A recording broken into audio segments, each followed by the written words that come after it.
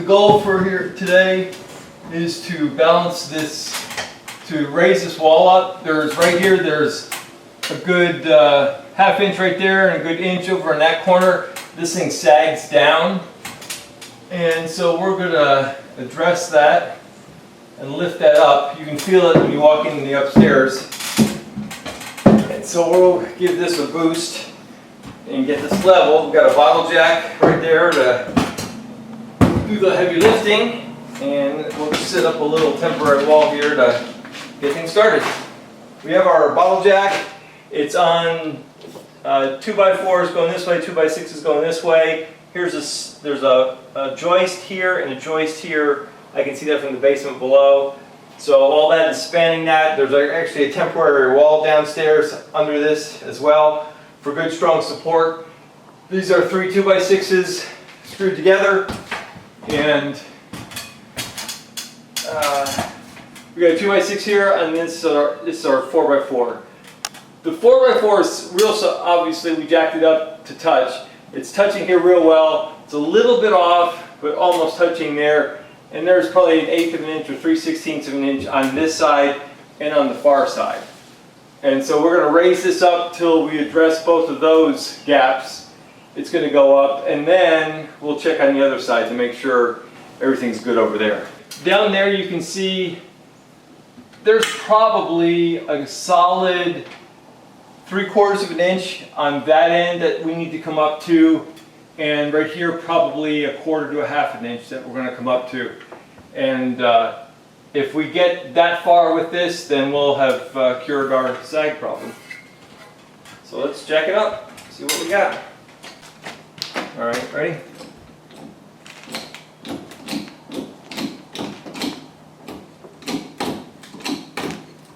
You probably hear some popping as things go up. Move it up. Okay.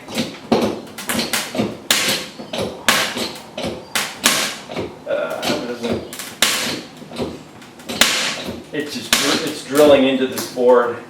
I wonder if it needs to be on metal. Yeah, it probably does. Okay, I'll show you what. Probably should have thought this through a little more. That's what, as we started jacking it up, we started really digging into that 2x6. So what we're going to do is put this on it. First we're going to put this piece of angle iron on the jack. We got this from a fireplace that we just took out, and it's a very sturdy piece of metal. And then we'll go ahead and put this on and this on, and this is going to go nowhere. So now we're distributing the weight with that metal. We won't dig in, we're going to get a lot better push. Here we go. We've jacked it up to the point where these 2x6s were bending, so we could either add one on this face here or in this face just to give it more rigidity, or we could quit and be safe. So I think we're going to quit and be safe. But right now, I could get my finger under this. Now I can't get the head of that screw in the gap. So we've come up probably a ½ inch, or let's see if I can get the other end in. Yeah, we've probably come up 5/8 of an inch. It barely fits the head of the screw in. So I think we've, and I walked around upstairs and it feels really good.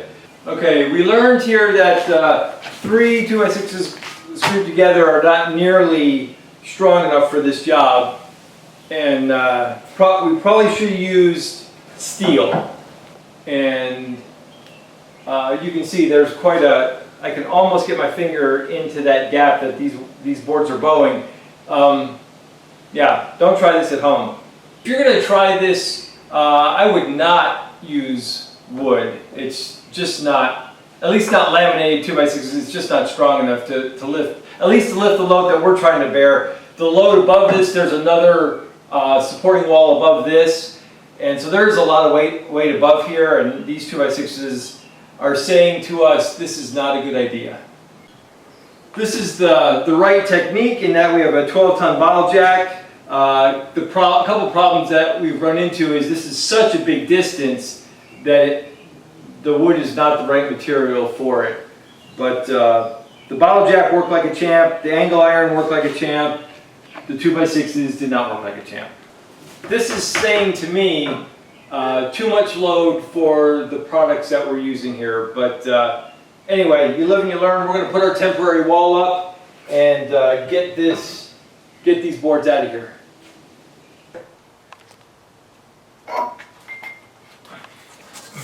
Okay. Finish it up here.